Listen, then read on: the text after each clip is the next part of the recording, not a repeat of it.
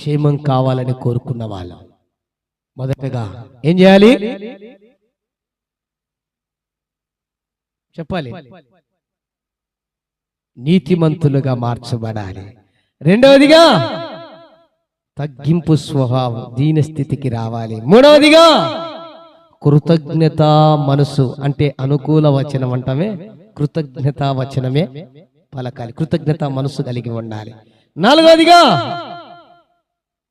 దేవుని వాక్యముతోను పరిశుద్ధాత్మతోను నింపుకోవాలి. సమృద్ధిగా నింపుదల కలిగి ఉండాలి. హల్లెలూయా. ఈ నాలుగు గినుక మన ఆధ్యాత్మిక జీవితాల్లో అలవరుచుకుంటే మనం ఖచ్చితంగా క్షేమాభివృద్ధిలోనికి వస్తాం. హల్లెలూయా. క్షేమము కాదు, క్షేమాభివృద్ధి చెందుతా. శాపము కాదు, ఆశీర్వదించబడతా. కీడు కాదు, మేలులు అనుభవిస్తా.